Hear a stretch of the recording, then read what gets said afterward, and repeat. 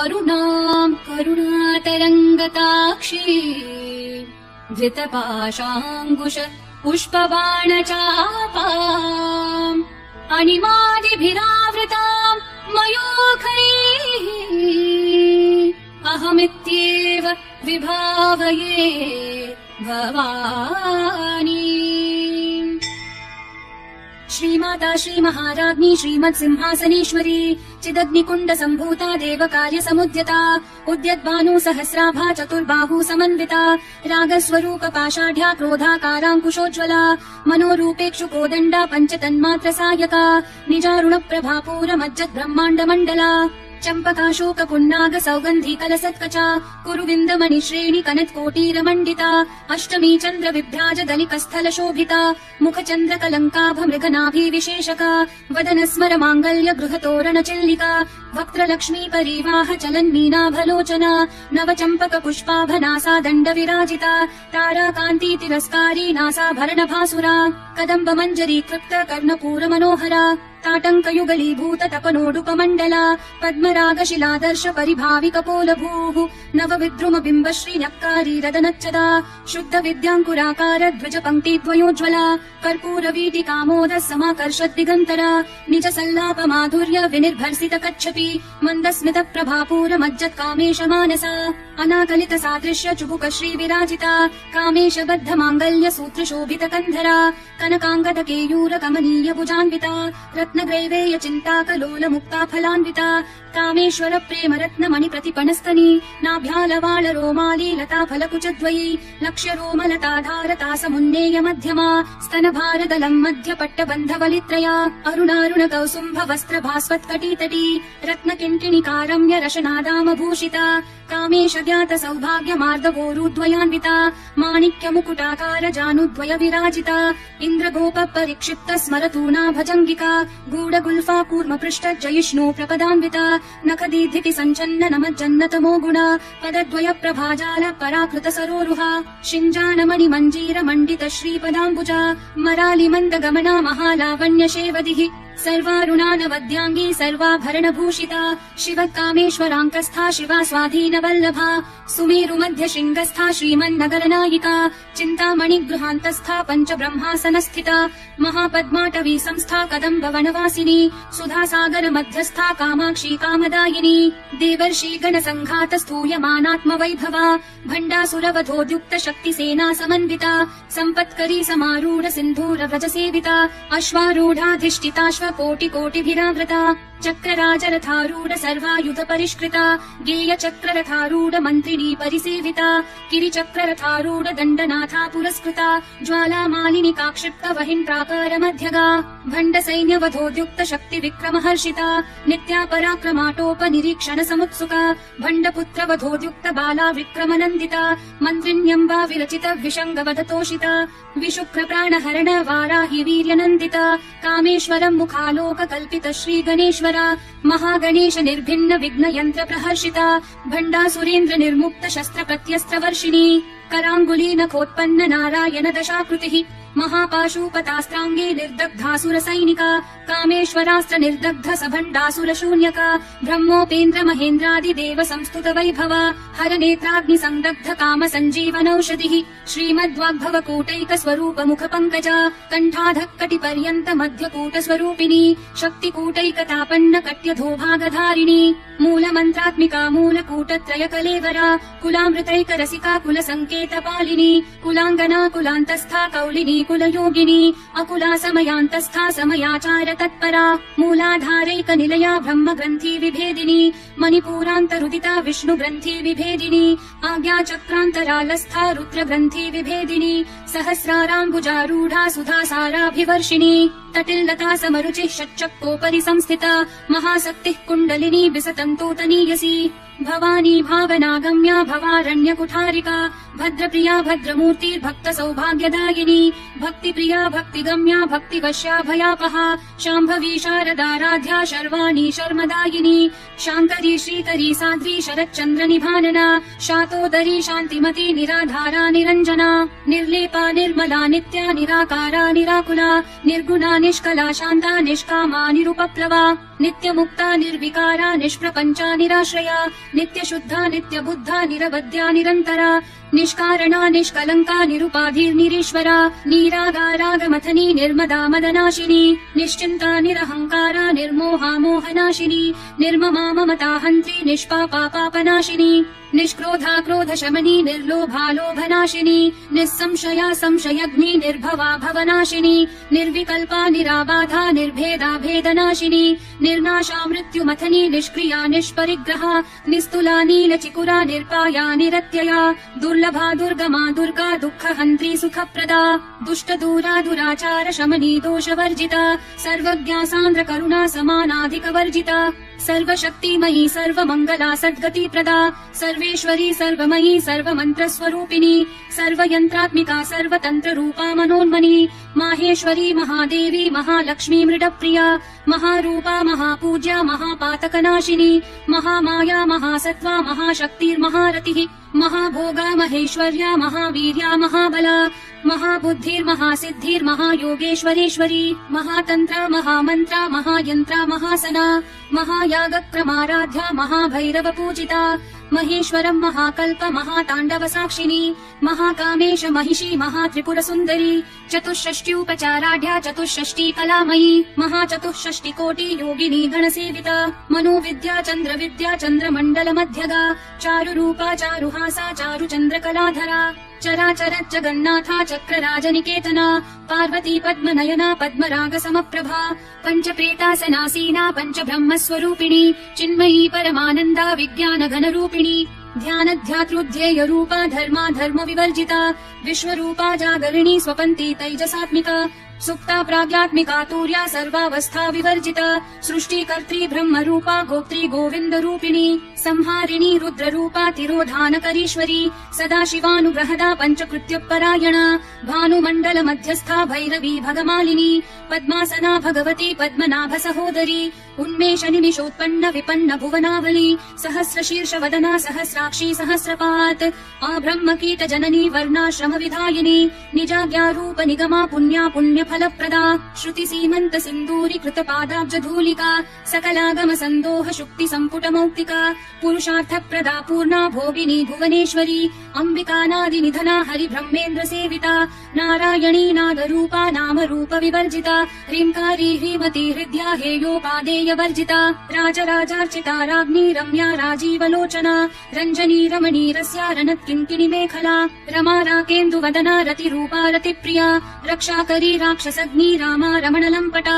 काम्या कामकलारूपा कदम्ब कुसुमप्रिया कल्याणी जगती कन्दा करुणा रससागरा कलावती कलालापा कान्ता कादम्बरी प्रिया वरदा वामनयना वारुणी मदविह्वला विश्वाधिका वेदवेद्या विन्ध्याचल निवासिनी विधात्री वेद जननी विष्णुमाया विलासिनी क्षेत्रस्वरूप क्षेत्रेशी क्षेत्र क्षेत्रज्ञपालिनी क्षयवृद्धि विनिर्मुक्ता क्षेत्रकाल समर्चिता विजया विमला वन्द्या वन्दारुजनवत्सला वाग्वादिनी वामकेशी वहिन्मण्डलवासिनी भक्ति मत्कल्पलतिका पशुपाश विमोचिनी संवृता शेष पाषण्डा सदाचार प्रवर्तिका तापत्रयाग्नि संतप्त समाह्लादन चन्द्रिका तरुणी तापसाराध्या तनुमध्या तमोपहा चितिस्तत्पद लक्ष्यार्था चिदेकरसरूपिणी स्वात्मानन्दल विभूत ब्रह्माद्यानन्द सन्ततिः परा प्रत्यक्षिति रूपा पश्यन्ति परदेवता मध्यमा वैखरी रूपा भक्तमानस हंसिका कामेश्वर प्राणनाडी कृतज्ञा कामपूजिता श्रृंगार रस संपूर्णा जया जालन्धर स्थिता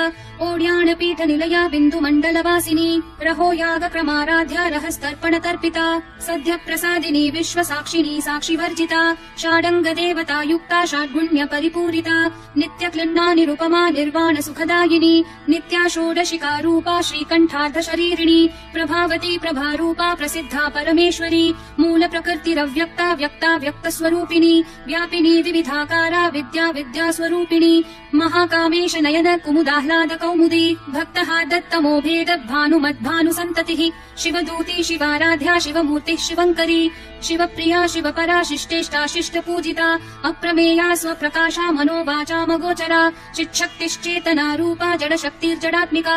गायत्री व्याहृतिः सन्ध्या द्विजवृन्द निषेविता तत्त्वासना तत्त्वमयी पञ्चकोशान्तरस्थिता निस्सीम महिमा नित्य यौवना मदशालिनी मदघूर्णित रक्ताक्षी मदपाटल गण्डभूः चन्दनद्रव दिग्धाङ्गी चाम्पेय कुसुम प्रिया कुशला कोमलाकारा कुरुकुल्ला कुलेश्वरी कुलकुण्डालया कौलमार्ग तत्पर सेविता कुमार गणनाथाम्बा तुष्टिः पुष्टिर्मतिर्धृतिः शान्तिः स्वस्तिर्मती कान्तिर्नन्दिनी विघ्ननाशिनी तेजोवती त्रिनयना लोलाक्षी कामरूपिणी मालिनी हंसिनी माता मलयाचलवासिनी सुमुखी नलिनी सुभ्रुः शोभना सुरनायिका कालकण्ठी कान्तिमती क्षोभिनी सूक्ष्मरूपिणी वज्रेश्वरी वामदेवी वयोवस्था विवर्जिता सिद्धेश्वरी सिद्धविद्या सिद्धमाता यशस्विनी विशुद्धि चक्र निलया रक्तवर्णा त्रिलोचना खट्वाङ्गादी प्रहरणा वदनैक समन्विता पायसान्न प्रिया त्वक्स्था पशुलोक भयङ्करी अमृतादि महाशक्ति संवृता डाकिनीश्वरी अनाहताब्ज निलया श्यामा भावदनद्वया दंष्ट्रोज्ज्वलाक्षमालादि धरा रुधिर संस्थिता कालरात्र्यादि शक्त्योघवृता स्निग्धौदन प्रिया महावीरेन्द्र वरदा राकिन्यम्बा स्वरूपिणी मणिपूराब्ज निलया वदनत्रय संयुता वज्रादिकायुधोपेता डामर्यादिभिरावृता रक्तवर्णा मांसनिष्ठा गुणान्न प्रीतमानसा समस्त भक्त सुखदा लाकिन्यम्बा स्वरूपिणी स्वादिष्ठानाम्बु जगता चतुर्भक्त्र मनोहरा शूलाद्यायुध सम्पन्ना पीतवर्णातिगर्विता मेधोनिष्ठा मधुप्रीता बन्धिन्यादि समन्विता दध्यान्नासक्त हृदया काकिनी रूपधारिणी मूलाधाराम्बुजारूढा पञ्चवक्त्रास्ति संस्थिता अंकुशादि प्रहरणा वरदादि निषेविता मुद्गोदना सप्तचित्ता साकिन्यम्बा स्वरूपिणी आज्ञाचक्राब्ज निलया शुक्लवर्णा षडानना मज्जा संस्था हंसवती मुख्य शक्ति समन्विता हरिद्रानैक रसिका हाकिनी रूपधारिणी सहस्रदल पद्मस्था सर्ववर्णोपशोभिता सर्वायुधधरा शुक्ल संस्थिता सर्वतोमुखी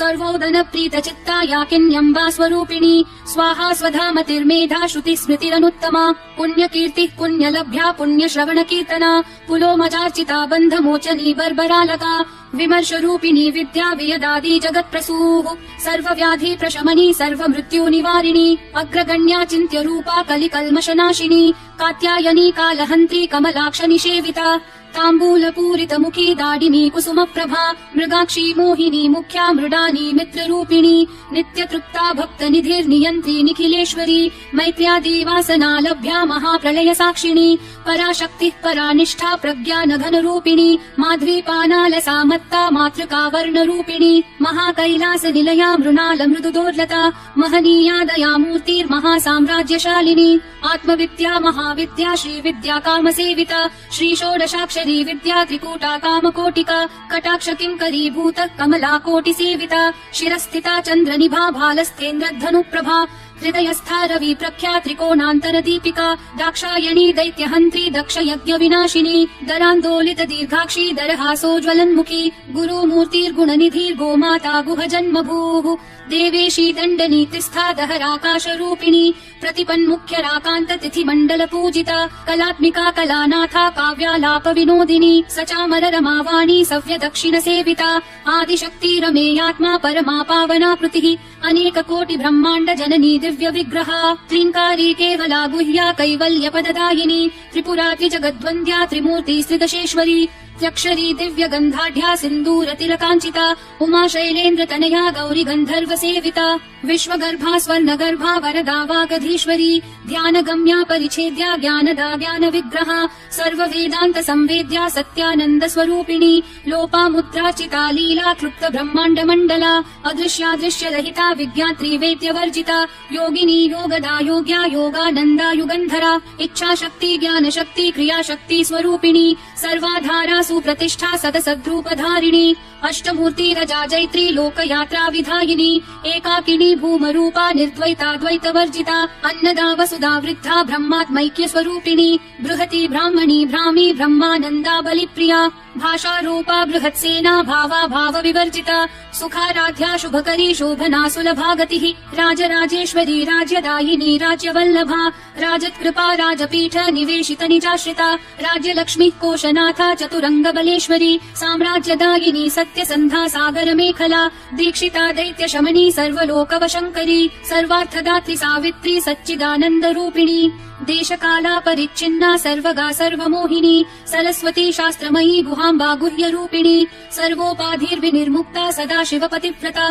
सम्प्रदायेश्वरी साध्वी गुरुमण्डलरूपिणी कुलोत्तीर्णा भगाराध्या माया मधुमती मही गणाम्बा गुह्यकाराध्या कोमलांगी गुरुप्रिया स्वतन्त्रा सर्वतन्त्रेशी दक्षिणामूर्तिरूपिणी सनकादिक समाराध्या शिवज्ञानप्रदायिनी चित्कलानन्द कलिका प्रेम रूपा प्रियङ्करी नाम पारायण प्रीता नन्दी विद्या नटेश्वरी मिथ्या जगदधिष्ठाना मुक्तिदा मुक्तिरूपिणी लास्य प्रियालयकरी लज्जारम्भादिवन्दिता भवदा वसुधा वृष्टिः पापारण्यदवानला दौर्भाग्यतूलवातूला जराध्वान्तर विप्रभा भाग्याब्धी चन्द्रिका भक्त चित्तकेकी घना घना रोग पर्वत दम्भोलिर्मृत्युदारु कुठारिका महेश्वरी महाकाली महाग्रासा महाशना अपर्णा चण्डिका चण्डमुण्डा सुरनिषूदिनी क्षराक्षरात्मिका सर्वलोकेशी विश्वधारिणी त्रिवर्गदात्री सुभगा त्र्यम्बका त्रिगुणात्मिका स्वर्गापवर्गदा शुद्धा जपा पुष्पनिभाकृतिः ओजोवती द्युतिधरा यज्ञरूपा प्रियव्रता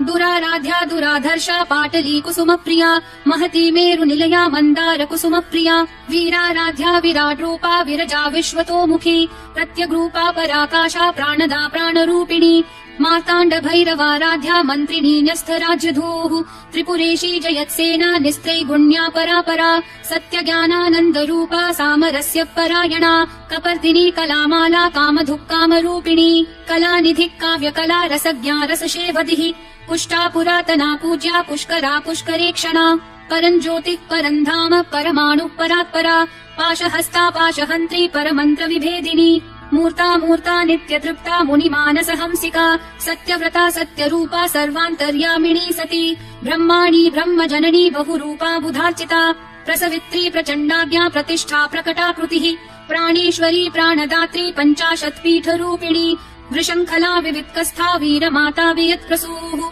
मुकुन्दा मुक्तिनिलया मूल विग्रहरूपिणी भावज्ञा भवरोगग्नी भवचक्रप्रवर्तिनी छन्दस्सारा शास्त्रसारा मन्त्रसारा तलोदरी उदारकीर्तिरुद्दाम वैभवावर्णरूपिणी जन्म मृत्यु जरा तप्त जन विश्रान्तिदायिनी सर्वोपनिषदुद्घुष्टा शान्त्यतीत कलात्मिका गम्भीरा गगनान्तस्था गर्विता गानलोलुपा कल्पनारहिता काष्ठा कान्ता कान्तार्ध विग्रहा कार्यकारण निर्मुक्ता कामकेली तरङ्गिता कनत्कनकताटङ्का लीला विग्रहधारिणी अजाक्षय विनिर्मुक्ता मुग्धा क्षिप्र प्रसादिनी अन्तर्मुख समाराध्या बहिर्मुख सुदुर्लभा त्रयीतिवर्ग निलया त्रिस्था त्रिपुरमालिनी निरामया निरालम्बा स्वात्मा रामा सुधा श्रुतिः संसार पंक निर्मग्न समुद्धरण पंडिता यज्ञ प्रिया यज्ञकर्ती यजमान स्वरूपिणी धर्माधारा धनाध्यक्षा धन धान्य विवर्धिनी विप्रप्रिया विप्ररूपा विश्व भ्रमणकारिणी विश्वग्रासा विद्रुमाभा वैष्णवी विष्णुरूपिणी अयो निर्योनि निलया कूटस्था कुलरूपिणी वीरगोष्ठी प्रिया वीरा नैष्कर्म्यानादरूपिणी विज्ञान कलना कल्या विदग्धा बन्दवासना तत्त्वाधिका तत्त्वमयी तत्त्वमर्थस्वरूपिणी सामगान प्रिया सौम्या सदा शिव कुटुम्बिनी सव्याप सव्य मार्गस्था सर्वापत्वि निवारिणी स्वस्था स्वभाव मधुरा धीरा धीर समर्चिता चैतन्यार्घ्य समाराध्या चैतन्य कुसुम प्रिया सदोदिता सदा तुष्टा तरुणादित्य पाटला दक्षिणा दक्षिणाराध्या दरस्मेर मुखाम्बुजा कौलिनी केवलानर्घ्य कैवल्य पददायिनी स्तोत्र प्रिया स्तुतिमती श्रुति संस्तुत वैभवा मनस्विनी मानवती महेशी मंगलाकृतिः विश्वमाता जगद्धात्री विशालाक्षी विरागिणी प्रगल्भा परमोदारा परामोदा मनोमयी व्योमकेशी विमानस्था वज्रिणी वामकेश्वरी पञ्चयज्ञ प्रिया पञ्च प्रेत मञ्चाधिशायिनी पञ्चमी पञ्चभूतेशी पञ्चसङ्ख्योपचारिणी शाश्वती शाश्वतैश्वर्या शर्मदा शम्भुमोहिनी धराधर सुता धन्या धर्मिणी धर्मवर्धिनी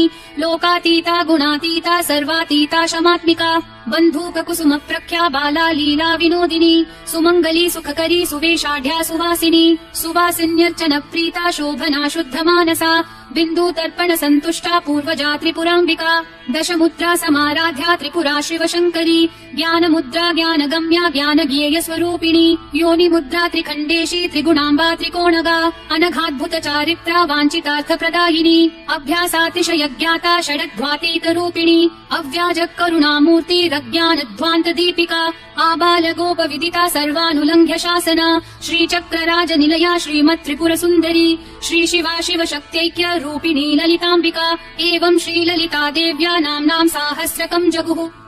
इति श्रीब्रह्माण्डपुराणे श्रीललिता सहस्रनाम स्तोत्रम् सम्पूर्णम्।